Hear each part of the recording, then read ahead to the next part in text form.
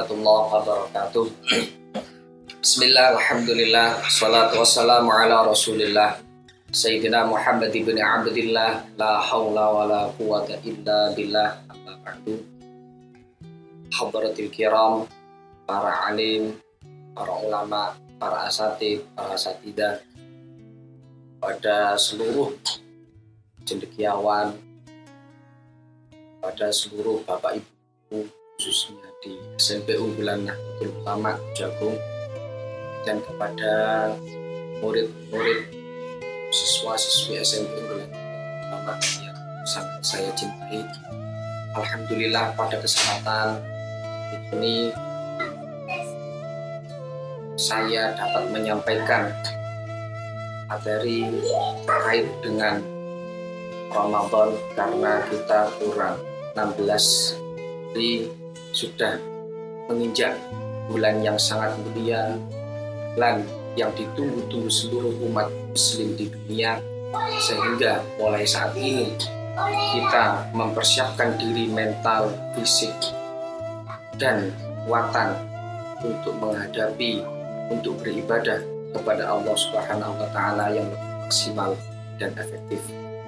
Karena Rasulullah Shallallahu Alaihi Wasallam telah mengajarkan kepada kita setiap sudah memasuki bulan Rajab, di mana bulan yang menginjak akan memasuki bulan Ramadan, Rasulullah berdoa, Allahumma barik lana fi Rajab wa sya'bana wa ballighna Ramadan.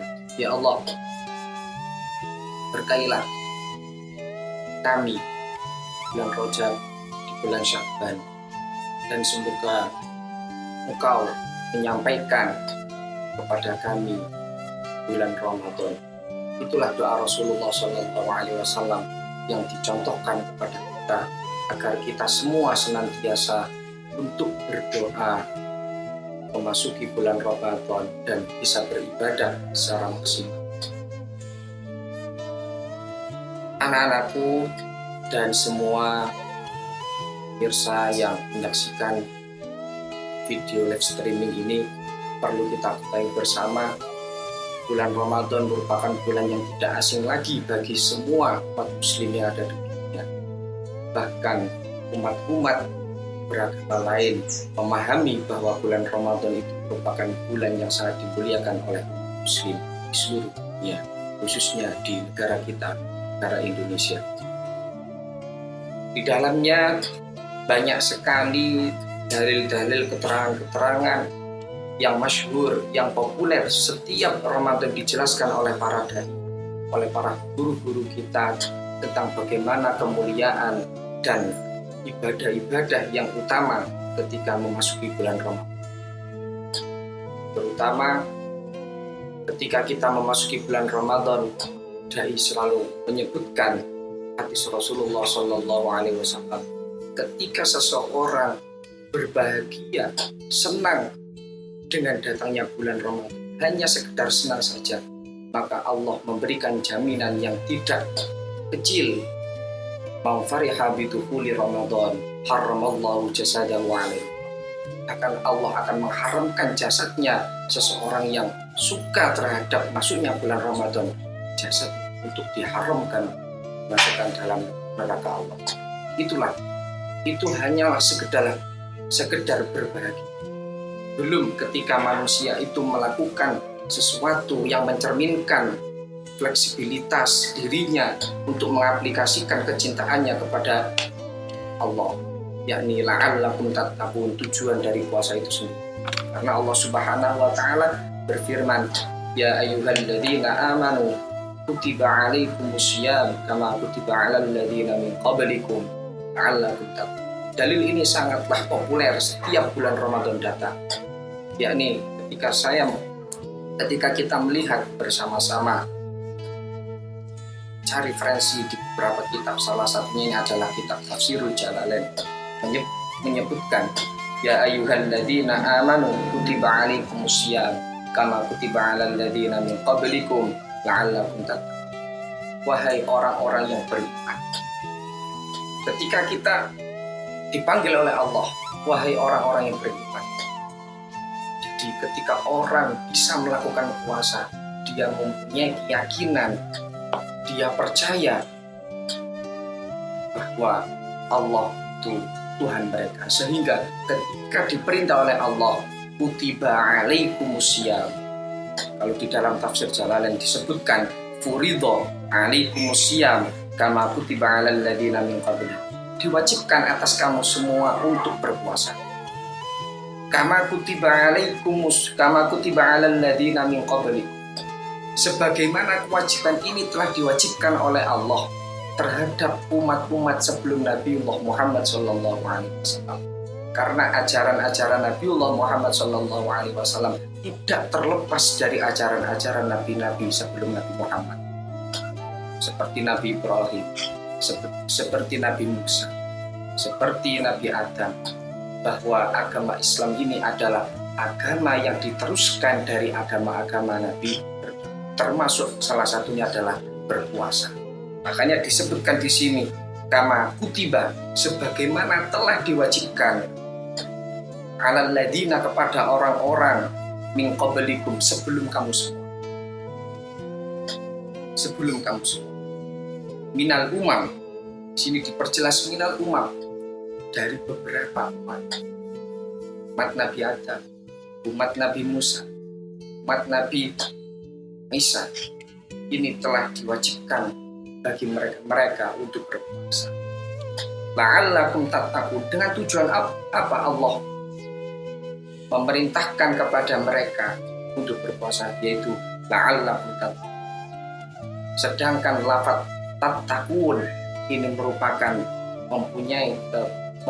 makna yang sangat luas artinya. Kalau di sini dijelaskan la'allakum tattaqun al-ma'asi fa innahu yuksiru asyahwata allati hiya mubtilu. Jadi tattaqun ketika kita definisikan yaitu takut diaplikasikan menjauhi seluruh larangan-larangan Allah dan menjalankan seluruh perintah-perintah Allah. Itu adalah takut secara aplikatif. Menjauhi larangan-larangan Allah yaitu al-ma'asi fa innahu yusiru asyahwata allati yamut, yaitu takut untuk melakukan maksiat. Karena apa? Fa innahu yusiru, sesungguhnya maksiat itu adalah, takut melakukan maksiat itu adalah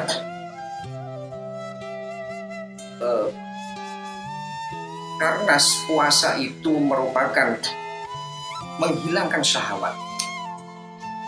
Puasa itu menghilangkan syahwat. Karena apa? Allati hiya mubtilah, karena syahwat itu adalah permulaan seseorang itu melakukan maksiat.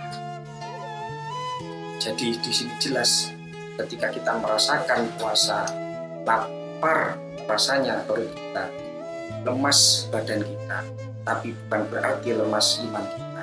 Justru di situ memperkuat iman kita. Karena apa? Di situ banyak filosofi yang terkandung ketika kenapa kita harus menahan lapar dari terbitnya fajar sampai terbenam. Banyak sekali hadis-hadis yang menerangkan filosofi tentang puasa tersebut. Salah satunya adalah bentuk syukur kita kepada Allah Subhanahu wa Ta'ala atas diturunkannya bulan Ramadan. Salah satunya adalah mensyukuri. Kita syukur karena di bulan Ramadan itu banyak sekali peristiwa-peristiwa yang sangat penting, termasuk diturunkannya Al-Quran sebagai pedoman umat muslim, pedoman hidup di dunia sampai nanti di akhirat. Syahrul Ramadan alladzi unzila fihi al-Quran hudal linnasi wa bayyinatin minal huda wal furqan. Karena di situ peran Al-Quran, posisi dan fungsi Al-Quran adalah hudal linnas, yaitu petunjuk bagi manusia, wa bayyinatin minal huda wal furqan, dan memperjelas dan membedakan. Ini adalah fungsi Al-Quran. Kita tahu sendiri, isi dalam kandungan Al-Quran pun tidak sedikit. Oleh kehidupan secara pribadi sampai sosial, seluruh aspek dibahas. Di pribadi, sosial, spiritual, dan aspek ekonomi semua dibahas. Sehingga kita hidup di dunia sampai di akhirat menjadi kehidupan yang terarah. Itu adalah bentuk salah satu filosofi kenapa kita berpuasa, karena dalam rangka mensyukuri nikmat Allah telah diturunkan Al-Quran. Dan banyak sekali seperti Lailatul Qadar dan lain sebagainya. Lailatul Qadar lebih di situ disebutkan inna anzalnahu fi lailatul qadar lailatul qadri khairum min alfi syahr.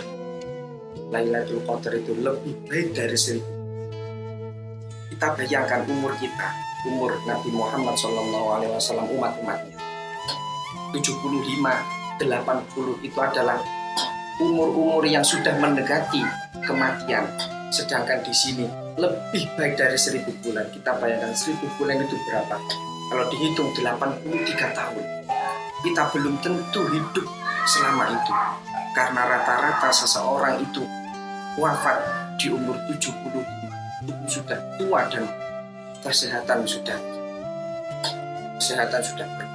makanya di situ kita di bulan Ramadan ini kita jalankan kewajiban kita syukuri nikmat Allah yang telah diberikan kepada kita, sehingga kita menjadi umat yang la'allakum tattaqun, sesuai dengan tujuan Allah memerintahkan kewajiban kepada kita berpuasa.